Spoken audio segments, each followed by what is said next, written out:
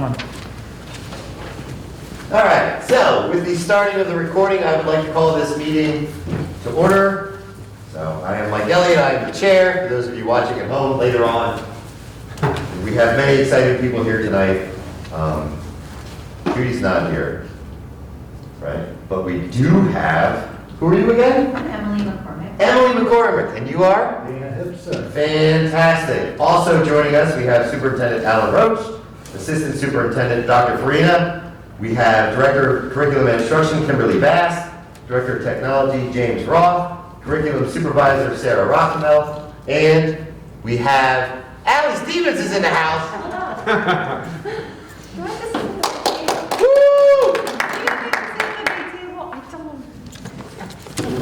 You made a grand old entrance. Right, you like that? That came right in. One last phone call. I was about to introduce Rob, Dr. Rob Carpenter. So, like we said, this is the Curriculum and Instruction Committee.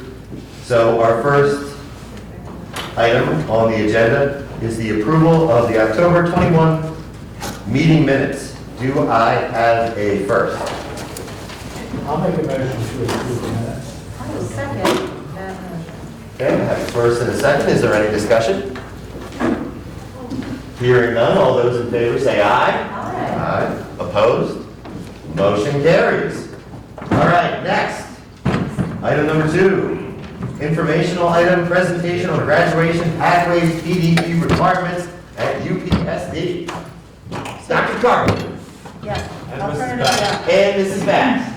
One of the things that Dr. Carpenter will be talking about is the change to the Pennsylvania state requirements through Action 8. We've been tasked with figuring out what that looks like at Upper Perkiomen School District. So in collaboration with Dr. Farina and the rest of the team, we put together the slide deck. And so what I think we'll do is we will we'll show the video that Dr. Carpenter made today that will go to students. Additionally, we do have some slides that we'll show you after that, and we'll have the slide deck available to you. But I'm going to let that play. Dr. Carpenter loves to see himself and hear himself on this video, and so This is, be sure you comment on the that. Pathways to Graduation Act 158 is the biggest change in our program of studies as well, so. I brought a copy of the program. Oh, thank you. Oh my God, yeah, be very- Oh, wow. There you go. You'll get it. I'm not- It'll be available to you. What's that? Am I in your way? No? No. So this explains to each of us what the changes are and how they'll be established at Upper Perk, and it'll be shared with students. Yeah, the intended audience is parents, students, just so they are aware of the state graduation changes. Okay. Hi, this is Dr. Carpenter, and I'm here with a brief description of the updated state graduation requirements for students in the class of 2023, so our junior class and younger. In order to graduate from Upper Perkiomen High School, students must meet the expected credit requirements, passing courses, and the new state requirements set forth in Act 158. Students who attend Upper Perk High School full-time need to accumulate at least 28 credits, while students who attend Western Center and Upper Perk need to accumulate at least 25 credits.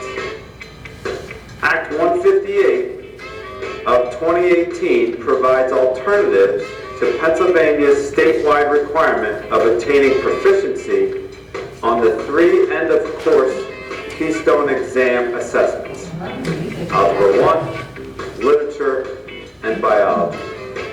Again, effective with the graduating class of 2023, students have the option to demonstrate post-secondary preparedness through one of 5 pathways that illustrate college, career, and community readiness.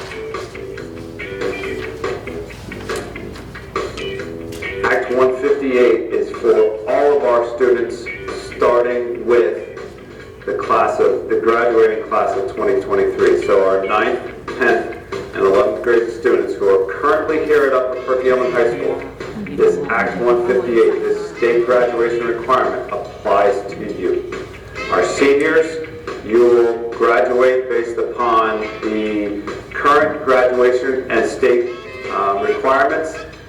that we have had in place ever since you stepped foot in this building. We now have, with Act 158, 5 different pathways where you can demonstrate proficiency. You can demonstrate your readiness for college, career, and community. First pathway is the Keystone Proficiency Pathway, which is what we've had in the past. So students would show proficiency by scoring proficient or advanced on all 3 Keystone exams. So that's the first pathway. Most of our students will satisfy this graduation requirement by scoring proficiency on the 3 Keystone exams. The second, I passed around something that, the graphic looks a little bit different, but these are the 5 pathways right here. Dr. Farina worked with the team to put together a checklist so the kids can actually take a look at this. So it helps me always to have something else that I'm looking at. So these are those 5 pathways, and this is just it in the form of a checklist. So the top one he's already talked about. He's going to move on to the second one, which is the composite score. And we will tell you a little bit more after this. We have some additional slides and we can take questions. Pathway is called the Keystone Composite Pathway, where everybody who takes the Keystone exam, you get a score. And so when we add up those scores for the 3 different tests, that's called a composite score. The composite score that the state has set forth here for us is 4452 or greater. Now, you must score proficient or advanced on at least 1 exam. You cannot have a score below basic on any of the Keystone exams, and again, you must hit the composite score of 4452. So that is the second possibility. That's the second pathway, the Keystone Composite Pathway. The next pathway is our CTE pathway. This is the Career and Technical Education pathway. This is for our students who go to Western Center. Western Center has done a nice job helping us out, working with our students in order to earn or to meet this pathway. So for you to meet this pathway, you have to pass all 3 Keystone exam classes. If you're not proficient on the exam, that's okay. You have to pass the course, you have to pass biology, you have to pass algebra, and you have to pass literature, English 11.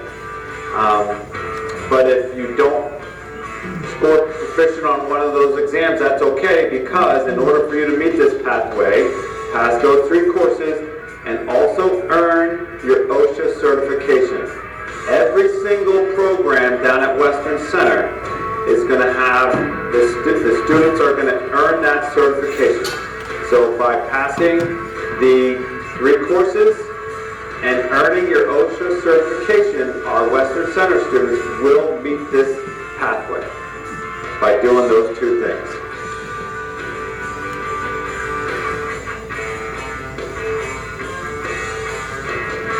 First of all, again, similar to the CTE pathway, you have to pass the 3 Keystone Trigger courses, Algebra 1, Biology, and English 10.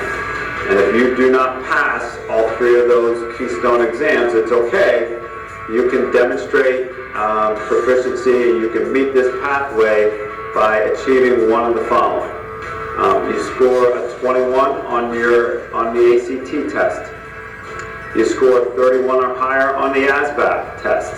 So for individuals who are bound for the military, that ASVAB test is important for you. You score 31, that meets this pathway for you. The next assessment where you can hit a score for is the PSAT, and we have all our 10th grade students taking the PSAT. So if you score a 970 or higher, you meet the alternative assessment pathway.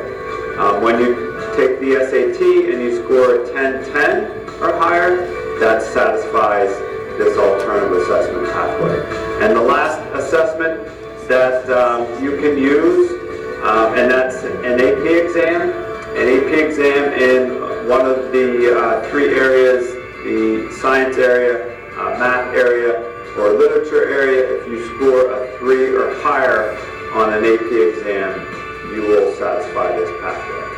And finally, our last pathway is evidence-based pathway. Again, you must pass all 3 of the Keystone Trigger courses, Algebra 1, Biology, and English 10 for literature. Then you must meet 3 of the following: score a 3 or higher on an AP exam, pass a dual enrollment course, pass another college course. If you take a course on your own during the summertime, that would help satisfy this. Score proficient or advanced on any Keystone exam, successfully complete a service learning project, provide a letter guaranteeing full-time employment or enlisting into the military. So we have a lot of students who enlist in the military on an annual basis. That would help satisfy this evidence-based pathway. Successfully complete an internship. Comply with NCAA Division II academic requirements.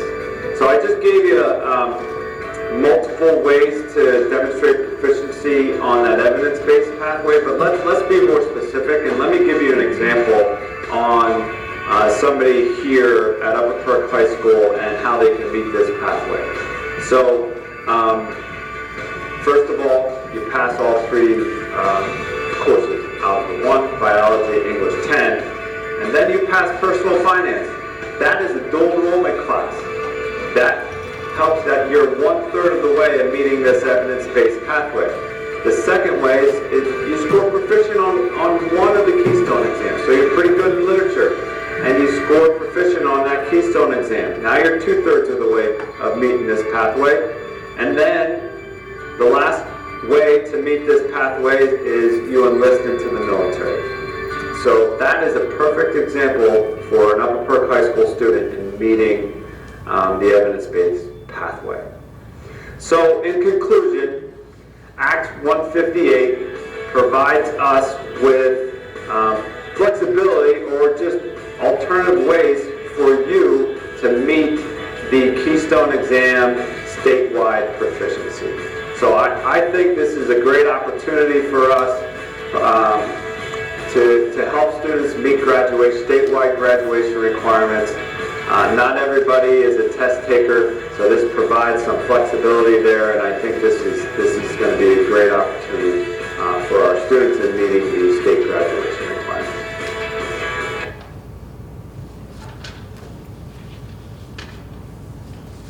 Thank you. A couple things I'll highlight coming out of that. You remember from Saturday when we talked about the comprehensive plan and the work we'll be doing with college and career readiness. This is a really nice complementary piece to that. The state has really changed its focus in recent years to make sure our students are aware of knowledge and skills and things that I like to do at an early age. And 158 kind of pushes our students out into the community to try to see what they can do in terms of gaining employment or doing, some of them are in industry-based credential, such as the OSHA test. Every program at the Western Center requires that. So that's one of the ways that will be nice for our students to be able to acquire it that way. So we're working on 158 and Act 339 together to build those pathways into the community to help students find their passions and their skills and abilities to be able to find gainful employment contribution college after high school. What is Act 339? It required us to build a comprehensive counseling plan, school counseling plan that focused on college and career readiness. It requires evidence of student investigation of careers.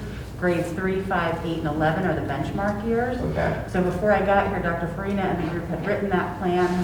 When I got here, we adopted Smart Futures as a data warehouse that makes it a little bit easier to track what students are doing. And we've done a lot of highlighting with teachers. We started last school year with an in-service that said, hey, whatever you're doing in class, you should be saying to the kids, if you love this, here's a potential career. If this is something that you're really excited about, here are some potential careers in this area. And so it requires a K-12 counseling plan that focuses on evidence of career investigation and encourages things like apprenticeship, career mentoring, service learning, Entrepreneurship, yeah. And so, Exploration. yeah. Was that? Yeah, no, that's great. So it seems to me that 339 and 158 are really tied together. Yeah. And they're both, obviously, goes without saying, they're both like mandatory. Both districts have to. The evolution of graduation requirements originally was kids had to pass 5 Keystone exams. And so what came to pass when that became more of a reality is that's not practical for all students. All Right. students are not going to take and pass and love chemistry. And so through, my gosh, several years now, and several iterations of the plan, this is the latest plan to help students who may be headed directly off into career to meet the graduation requirement without necessarily being proficient on the exams. And do you feel that, obviously, we want to open up pathways for our students to graduate.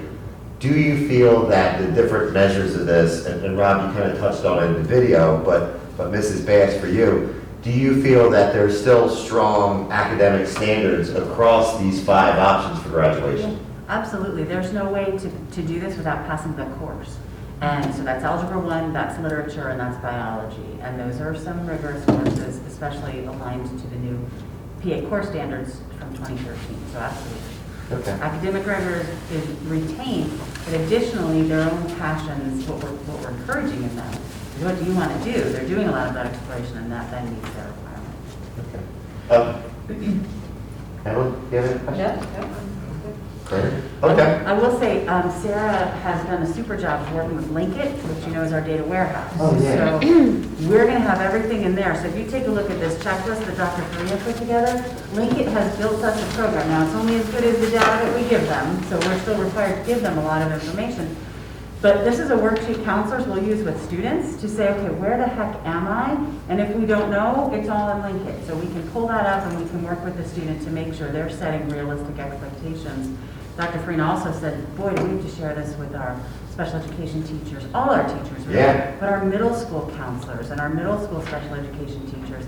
The program that was put together here, Transition to Work, Shane and Jen and Christy, is amazing in terms of work transition and getting those things in place. So we hope to be able to build that, as you heard in the comprehensive plan, which makes it even easier for our students to graduate in a very meaningful way.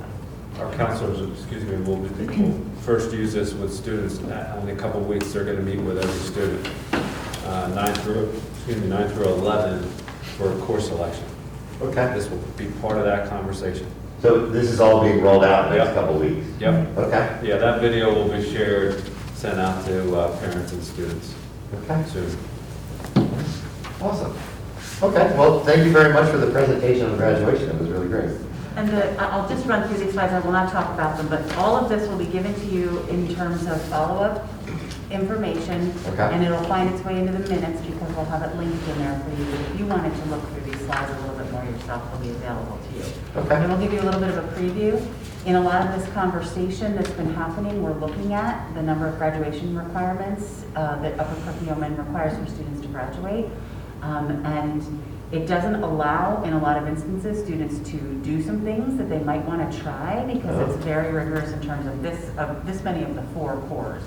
Okay. So in that, in addition to the rigor that PA Core introduced, it's increasingly difficult for students to take what they want to take and be successful to graduate with 28 credits. This is one of the highest credit requirements in the county. And so we will be coming to you shortly with a proposition that says we'd like to see this changed a little bit. We can get some kids out to do career exploration. I think the reason it was up years ago, and you can correct me, was a thought that would make things more rigorous. Is that a district thing only? or That's a is that- district thing only. These are local graduation requirements. Chapter 4 requires us to make them. Okay. They're completely local, Okay. locally decided upon. So we'll be coming to you to say, hey, 28 doesn't seem as practical as it once did. The rigor's in the course, not in the number of courses. And if we open up some opportunity for career exploration, they can still earn credits, but it won't be in that necessarily prescribed number for each one. So we won't come to you until we're totally ready to share that. But I Okay. wanted to give you a preview that that was on the horizon. No, that sounds good, and it sounds like it's got the same purpose as 158, which is to open it up. So is that when do you think the rollout of that would be?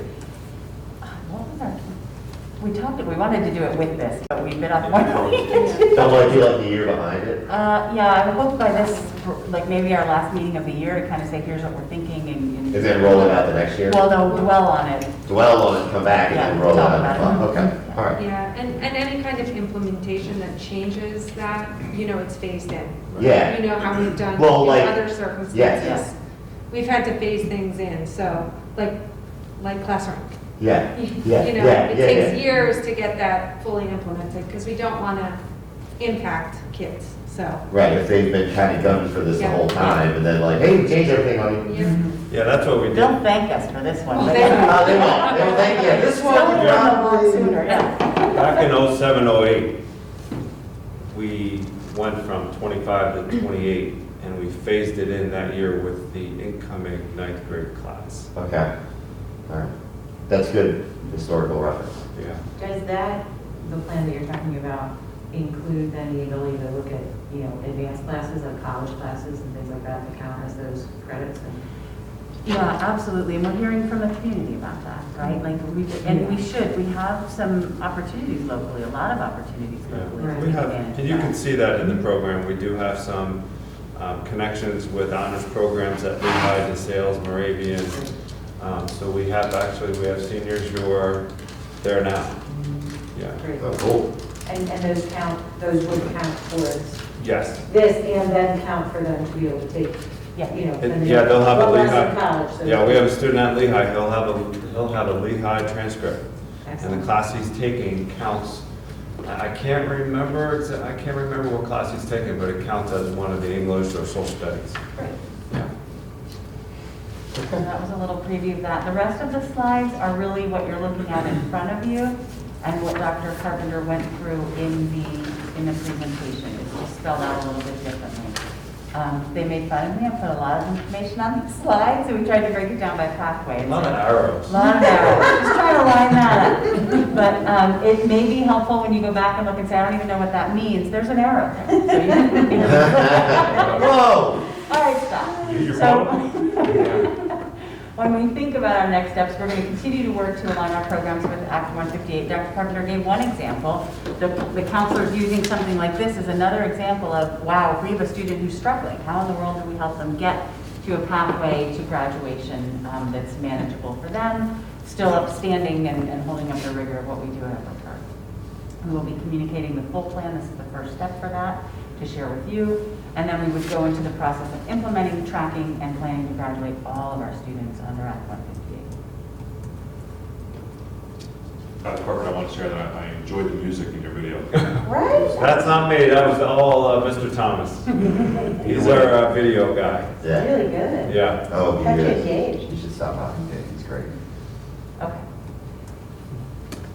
So our program of studies, really Act 158 is the major change. So you heard that. That's going to be reflected in the program. This checklist is actually in the program as well. We wanted that in there just to spell out everything, as well as adding AP Physics, which we're doing a little bit of. There was a change with College Board as far as the curriculum for AP Physics. So AP Physics matches our previous Honors Physics 1. So now Honors Physics 1 is going to be AP Physics. And then we're going to have an Honors Physics 2 for students who want to go beyond AP Physics. So when College Board made the changes to AP Physics, there's 3 different physics tests that you can take. The basic physics one that's not mechanics and some of the other ones, it aligned perfectly with our honors course. It's very rare that we just get to take a course and say, now it's AP. That's very rare that happens, but it happened at Springport as well when I was there. So the alignment was perfectly in place, and so we want to call it what it is, and we want to give kids the AP credit for taking that course like that. And so that's the only other change from last year that you'll see in that program of studies. Just if somebody's watching at home and is like, what's the difference between AP and honors? Could you sum it up in 60 seconds? I would just say an AP is a college course. Okay? Yeah, it's prescribed by college. The organization is called College Board. So that's the curriculum. Our teachers are teaching a college course. They're approved They go through a training, so they're approved instructors for that course, and it is a college course.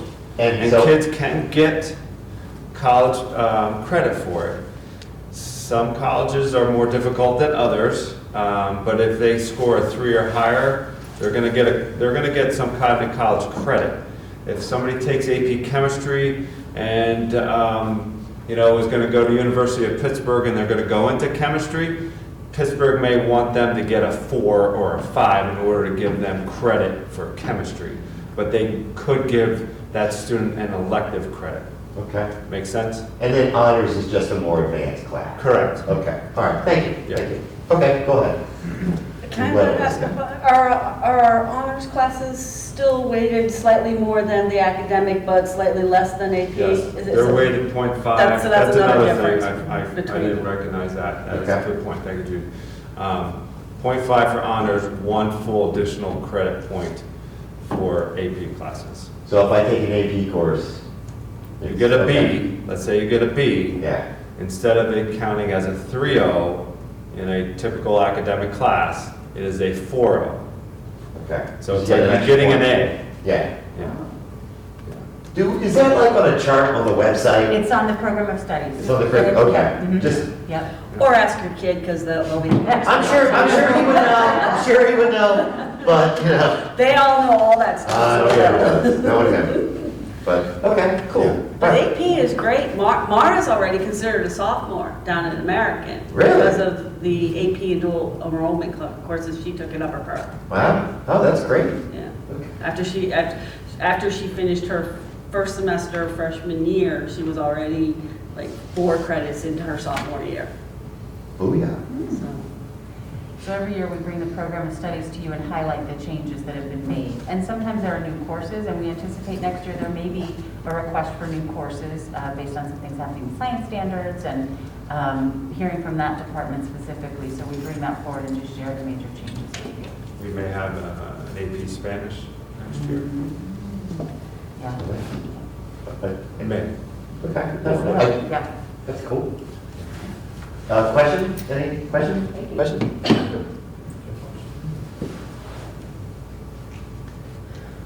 So the next slide has to do with the request for reevaluation of resources. What I put up there is basically just I think I left off step 1, Dr. Farina, because we already did that. We got the request. The rest of the process is outlined up there. The 4 books that are challenged are also mentioned up there. And I'll let you, Dr. Carpenter or Dr. Farina, assign the groups. Yes, we did assign the groups. That's confirmed. Still tweaking a little bit there, but I think we're pretty much set. I'm actually meeting with some teachers tomorrow to review the process. I did ask for an extension. I requested an extension to Dr. Farina due to the volume of books, and I will be chairing 2 of those committees, so I need time to read books. Yeah, no, So that's good. selfishly, I asked for, some time, an extension there.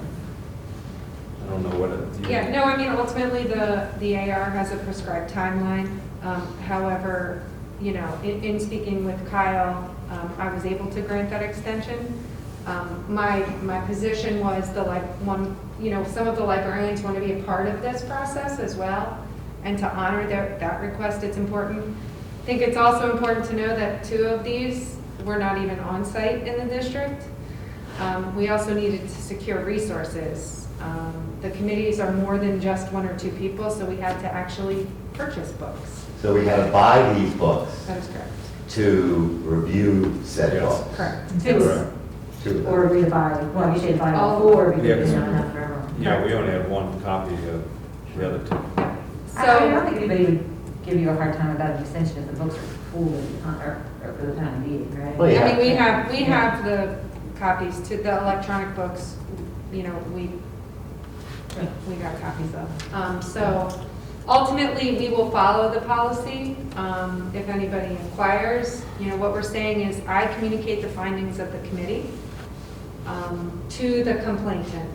That is obviously to the board. Right. But also to the complainant. It does not, we notify everyone hear what books have been challenged, and then at the conclusion of the committee's work, we'll make a recommendation. We'll respect the anonymity of anybody on the committee, I think and that's then right. I will convey what the outcome was. Well, thank you for the update. Appreciate you running it by our solicitor, and sounds like it's proceeding as it should, so thank you. Okay. Next up, we're on to item number 5 already. Wow. This is upcoming professional development this Friday, January 28th. So just as an informational item, we try to make sure you guys are aware of what we're doing on in-service days. And this Friday, we've been doing a lot of work, K-5 primarily, looking at well, actually K-12, that's not true, everybody, K-12. For our MTSS data day, we did all of our mid-year testing. It's all ready, and most of the data is crunched and ready to be shared with the teachers. And the focus will be on what did we find in the fall? What did we say we were going to do, and how did that turn out? And then what are we seeing now as a need? Do we need to change our goal? Do we need to change our action steps? The teachers who are in charge of this data with their principals are just amazing. The time that they're putting in to A, test, B, crunch the numbers, and C, get ready to present to their peers is just staggering. And that's our instructional coaches, and that's our math and reading specialists, K-5, and then additionally the principals with them, K-5. And then at the secondary level, it's department chairs and principals and some key people. So I need to say how much work goes into preparing for a day-to-day like this, and that our teachers are really rocking it with their principals in the building. We have continued TLS coming, which is Teaching, Learning, and Succeeding. That's the professional development organization that we contracted with in last year to get ready to do all year long. So they've been in 4-5, middle school, high school, all year long, working with cohorts at middle school and high school and with the whole staff at 4-5 to really focus on differentiation, to really focus on using data to drive my decisions on a daily basis, on a weekly basis, and as we're thinking about instructional choices or interventions for students who require it. So they've been a great help because they come in and present professional learning, and then they follow up with coaching. K-3, we've had Amber Malloy come in from Montgomery County Intermediate Unit as the literacy expert in the county, working with our coaches that we have in K-3 and our reading specialists and our math specialists to walk that out. So it's not the same group doing the learning, but it's the same focus on differentiated instruction. So that's what we have in store for us on Friday, and we're very excited about it. I don't know how the teachers feel, but I think they're actually really anxious to get their hands on the data and see how they're doing. And then just to preview what's coming up, we have 2 early dismissal dates, 3-hour early dismissals. One is on February 18th and one is on March 18th. We're going to continue to do that same type of learning, K-5, TLS, some literacy, some targeted instruction. 6 through 12 is going to repeat exactly what they did in November. And in November, they had choices as to which professional learning opportunity they wanted to go to. Those who are assigned to TLS go to that. QPR is suicide prevention. It's a 2-hour certificated workshop. Some teachers will choose to do that. There is a suicide prevention. That's a 1-hour refresher. So if you don't want all of QPR, but you're still interested in kind of, having a refresher on that, that will be 1 hour. We will be repeating the video that we shared on November, I think it was the 19th. So Dr. Clemens was live then. She allowed us to videotape it with the knowledge that we would be offering it again for students, for teachers on the 18th of February and the 18th of March. So if teachers choose to go to that, it's a 2-hour recording with some really good information on LGBTQ terminology and creating safe space for students. The other thing that will be offered again, managing secondary trauma and executing boundaries to protect compassionate support delivery. Like, how do I help myself and help kids? Is basically what that is. So teachers will choose ahead of time. We'll put those options in my learning plan as we did before. They'll sign up and they'll go to their chosen workshop for that day. If I could just say, I really appreciate the work that you guys are doing here, and for the board to continue to support you guys approving a calendar with these type of 3-hour early dismissals, full days in the middle of what appears to be a weird day at the end of January. Next year, I think it may be at the end of February by request to continue to do that. You'll see a preview of a calendar that we're looking at for next year and an upcoming board update. But you can see what goes into these days and how they're very strategic and requested. about when data comes out and when people can analyze it and go from there. So we're fortunate here in Prairie, you guys were thinking, somebody was thinking a long time ago about having those days, others just don't have that. And this really helps drive that work to be consistent over the course of several months. So anyway, just a plug there, that thank you for that calendar approval, because it does help plan the work out. And these guys wrestle each other for time. I think Kim and Dr. Carver sometimes get in there ready to go for some time there. I'm winning. I'm afraid. And I will say too, we work with our professional education committee, who we met with this afternoon, 4:15. I think we finished up right around 5, talking to them about what PDP you want. We do a survey every year that they help us craft. So a lot of the choices you see listed there under the 6 through 12 were specifically requested by teachers to say, I need this, this is a concern to me, and I'd like some professional learning on that. Any questions? No, I was saying, just commenting, that's great, I think. May I ask one? So who makes up the education committee? Like, how is that formed? Like, what's the, tell me a little bit about that. And you can talk historically if you wanted to. But right now, all the principals are invited, but listen, their calendars are so full. And actually, I think almost everyone has made it today. I really appreciate that, because I know, except Dr. Kerr. So principals are invited, special education supervisors are invited, Sarah and I are always there. And then it's a committee that I inherited in terms of who was on it, and you try to get a good representation from our special areas, art, music, PE, library, flight, discovery, try to get different grade levels. So different teachers are part of this? It's a smaller group than it's ever been. People have really kind of said, Kim, I can't do one more thing, and I respect that. Right now, everybody's trying to find their boundaries. So it's a smaller group than we would like, but I do still think we have a good representation from buildings and subject areas, depending on who shows up. And if I can just add, one of the facets of professional ed was that they represent the building, and so they can go back and have that open and honest dialogue. So the history is that we often would hear, well, this is what we heard at the building. And so we were trying to create that conduit between what we're hearing in a faculty room and you know, we don't ever hear it potentially, but they are representing oftentimes what the consensus is in the building. You know, and it's a safe place to have that conversation. That's important to have that. I mean, I appreciate the teacher.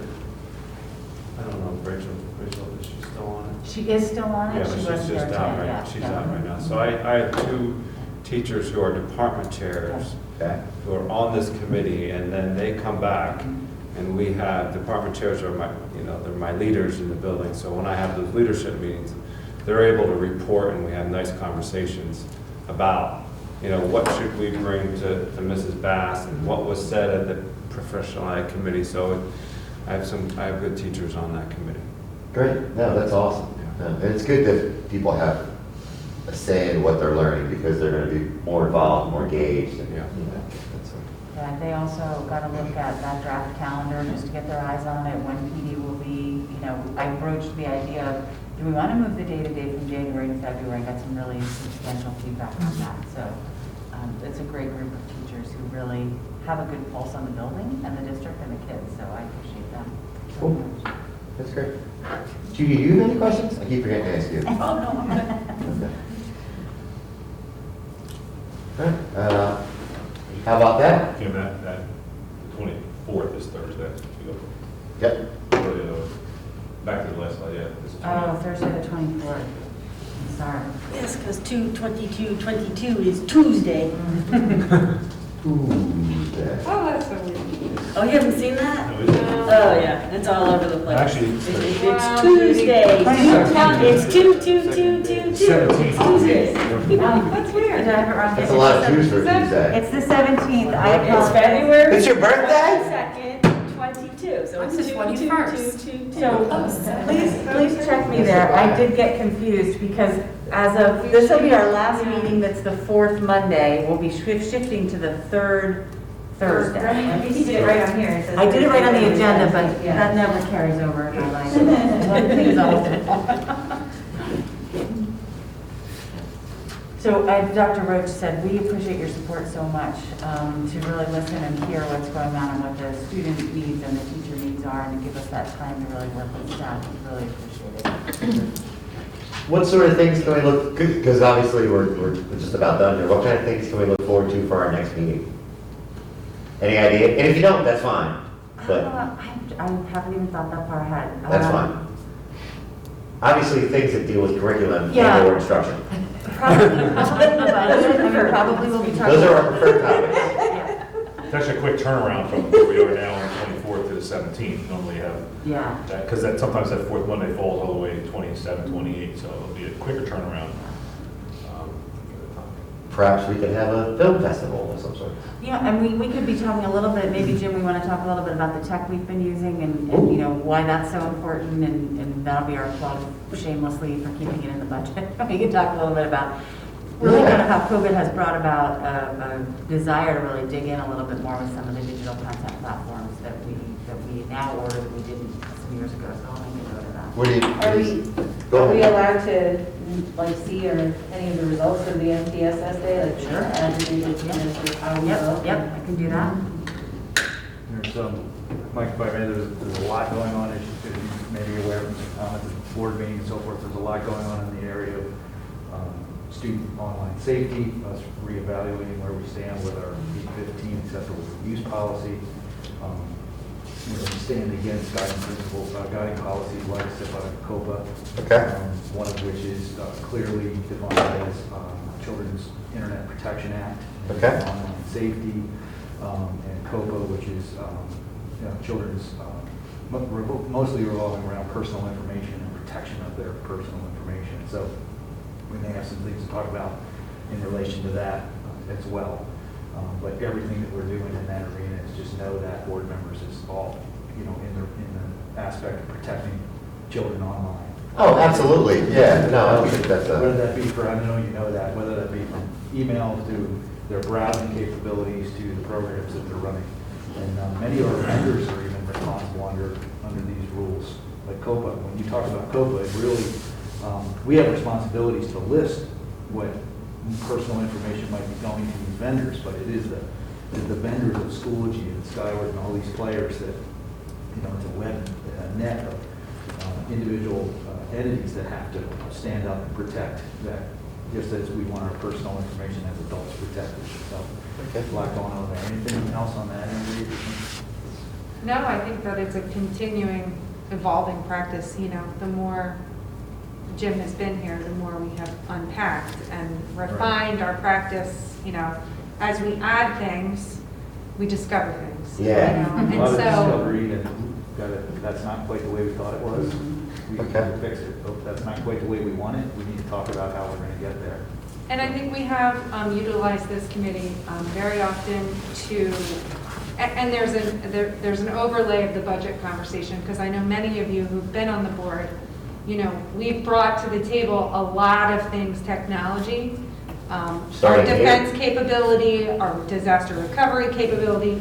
Jim will get up and have those conversations, but sometimes that's only in budget and not necessarily in this form where we talk about the why. And so, I think that may be a merited discussion, the why and what does that mean. yeah, I mean, like, if you guys feel it's appropriate for the committee that, I would, if you guys said, yeah, because it's part of the committee because of blank, I think myself and Emily and Dana and Judy as our de facto member or ex officio would all be in agreement that, yes, if the administration felt like, yes, this is important, then yeah, bring it.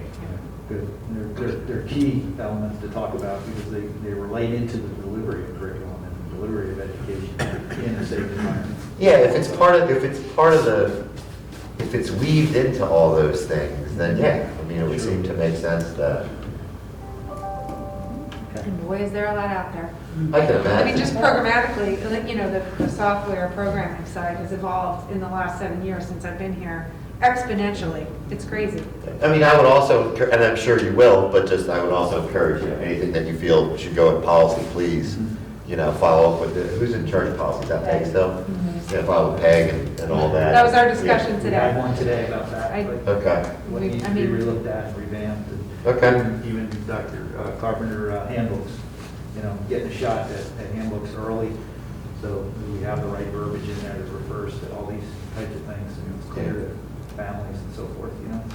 Yeah. And with that, there's some pain points, like, I know we talked a little bit about access to student email was one for parents. Well, that's the general sense from our standpoint in doing what we think is correct in that COPA landscape, as well as making sure that that's used for educational purposes, was to not really open that door. We saw it was open, we thought it was closed, it wasn't. So a couple pain points there, but really that's about protecting students. So we've communicated, we've continued to explore, we're still looking at it, but that may be one that, you know, with everything that we're responsible for, maybe or at least a recommendation that we're not looking to open that anymore. So again, we realized there was an issue. You don't know what you don't know until you dig a little deeper. Right. But that may be an uncomfortable piece where unfortunately that's something that we feel shouldn't be open for a lot of reasons. Not to say no, but to protect our students and those conversations and anything with the outside. So. And obviously, yes, Yeah. if there's, obviously the safety of our students is our first priority. But if there were a way to whitelist, somebody said that, I don't know who it was, somebody else, that's not my word. But said if there was a way to whitelist adults if they asked for it, if there was some way to do that, I think that would be great if we could make that work. And obviously, I trust that you guys will look if there's a way to make that happen. But obviously, it seems to be the safety of our students first priority. The mapping, from what Jim explains, the mapping of a whitelist from a specific parent to a specific kid is extraordinary, if not almost close to impossible. I'm not going to speak for you, but I know you said it was a very daunting task. It's daunting. It's But even whitelisting on that other side, it doesn't. If you did a general piece, you're still getting them into. They still have access to all students, not just their students. Not just their kids. Right. So. It's very daunting, to do it in that way, to get it down to one-to-one, and then you're managing, well, I don't want dad who's estranged now to be able to email. It's a big management issue, and, are the systems that clear in our 815 policies? I believe they are, they're educational systems. The tricky part here is also the communication of it, right? So our conversation today was about how do we proactively communicate and not reactively, at some point you don't know the amount of people that are using it in such a way. You just know it's going to get close. So that's how we came up at a board meeting and somebody felt something was being taken away as opposed to the other, as opposed to saying, these are the things that are capable and that's where we're headed. Be aware that those changes may be coming. Yeah. Well, go ahead. No, I was going to say, isn't there also a way, a different app, or did I misunderstand? Did you say, I thought someone said that Skyward, there is a way to communicate with a child using Skyward somehow, or did I We misunderstand? wondered if there was possibly a way to do it. So Okay. we looked into that, and again, that's a bigger issue for, call it classroom management and the whole 9 yards. Yeah. How should parents, that's a bigger question for you guys, how should parents communicate, if at all, with their children while they're in school versus calling the office, calling the counselor? I agree. Those are all open doors. I agree. And I mean, I think it's, again, It's a goes back to balance. expectation management, right? Yes, I it's a mean, balance. what is it, what was the intent, and did it, we got away from that or got, Yeah, it was a whole. I don't want to say abused it, but, I'm not saying that at all. I just think it was oh wow, look, that's what happened. We thought this was close. Right. And then as you explore more, yeah. so. I have to think there are actually parents who probably didn't even realize that you could email your student, and then there are parents that were emailing their student every day, And so. that if they ran into the block, they realized, well, that probably should have been closed, right? I mean, it caused some stress. Again, it sounds callous, but it gets back to this is for educational benefit, and that's what it's for, and that's why I know you would say E-rate and following those things. I think if we look at it in the way that, so many things that we're trying to explain to people, if we explain the why behind it, and yes, it's for educational purposes, but I think one of the biggest whys, at least for me, is we want to keep kids safe from the dangers of people who are out there on the internet, just like I don't want my grandma picking up every phone call. Well, she's not with us anymore, but when she was, don't pick up those 800 numbers, grandma. She just won the lottery, in Nigeria, but she's got to give her routing number. So, it's one of those situations, I think a big why for us is keeping kids safe, so how can we, I mean, to me at least, you know, so letting parents know that and say, hey, listen, if there are other alternatives if you need to get a hold of your kid, like you said about, you know, call the office, we'll get a message to your kid, like, you know, we will, you know. And that goes back to communication, how do we It proactively? gets back to the communication. Yeah. Sounds like a topic for the So I was communication just gonna committee. say, I think the communication committee's gonna Who's be on that very committee? busy this year. Who's on that committee? I think two of you at least. Yeah, I think that committee is extremely important for all these issues, because a lot of. Are you on that committee? All right. Are we adjourned or are we open? Well, I know we're getting close to the end of our meeting, and we have some new people coming, but you're not part of the committee, so I'm just kidding. So does anybody have any any end of questions or anything like that, end of meeting questions? Hearing none, I will entertain a motion to adjourn. I will motion to adjourn the meeting. Second? All right, any discussion? Thank you. All those in favor say aye. Aye. Opposed? Hearing none, motion carries, meeting is adjourned. Thank you all for coming. Thank you. I only ask like No, that's fine. With me, you'll know. All right. Yeah, you won't have to worry about that. I'll be How clear. does the basketball game go?